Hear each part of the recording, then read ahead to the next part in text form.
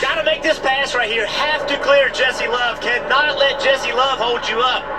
That's what you got to do. You got to gas it up. It's time to take. It's time to squeeze the two up the racetrack the best you can. Turn left, shortcut him, and hope you can slide him into turn one. Love's going to fight back on the outside. He's the rookie of the year, Jesse Love, by far. In the sights of the 7 of Allgaier. And now Zillich in that 88, he's going to try to get to the outside. So now Custer being aggressive, which he has to do. He could lose the spot. You got to take it right here. You got to find a way to clear this 2-car. Look at the 88. Here comes Zillich in the 88. We mentioned how these other cars would factor into this championship. Well, right now, Cole Custer cannot pass that 2. That costs Cole Custer 3.5 tenths of a second to the 0-0. And here comes the 7. Allgaier is in frame. Yeah, there it is. 0-0 has to be feeling the pressure. He thought he had a chance. Number 2 is way up the racetrack. Give me some Jaws music, baby. What do you say? Give me some Jaws Give me music. some Jaws. Cole Custer just cannot clear Jesse Love. And that has cost him tons of track. Cole Custer, a champion a year ago. Won the race, won the championship. Now everyone chasing after Riley Herbst. He's got 3.5-second lead over Jesse Love, who the 0-0s worked tirelessly to get by, but still cannot make the pass. And that had to hurt the tires on that 0-0. Grind the front like that just grinds the tires off. Now the gap has closed even more between the 7 and the 0-0. And Cole Custer, he is under attack by Zillich in that 88. Well, the 88's now to his outside. Or I thought he was there. He wasn't quite there.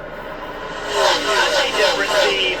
If Cole could have cleared that 2-car and got in front of him, then he could be on full offense. But now he's having to play some defense. Connor Zillich has been working the inside, the outside. And Mayer also in the picture in the 1. And then Allgaier.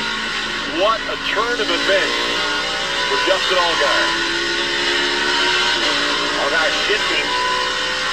Allgaier found that speed when he jumped to the outside of the 20 and a couple other cars. You have to wonder if the 0-0 can risk moving up to that upper lane. That's really what worked for Jesse Love up here at the front of the train, right? He was forced to the outside by the 0-0, and I think it's helped the 2 now that he's running the second lane. Look at him, not even trying to get to the yellow line. While this battle is going on, Riley Herbst is waving goodbye. He is 3.5 seconds ahead of this group.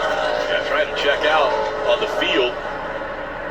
What a ending to his season it would be if he could end up in victory lane. Now the 7 of Allgaier, he got to this group, but nothing has happened since that. Really, he has not been able to close the gap. And this is Junior Motorsports right now, running 4th, 5th, and 6th with Zillich, Mayer, and Allgaier. And Allgaier can't get by him. Custer changed his lane, went to the top of the racetrack. I think it was time, Jeff. I think he had to do something, and that right there is why. As long as the 88 can't get him off his line, I think the 0-0 needed something different for his car. It was a risk I think he had to take. Let's look at the lap time. Is that an improvement for Custer? He was running about a 29.4, 4th quickest on the racetrack that time by. Dave. Gotta move up. They just, you heard it on the radio, got to move up. Earlier in the race, Cole Custer knew that the 7 was so much better than him on the... Different, he went to the top. Momentum, can he close the gap on Sam Mayer?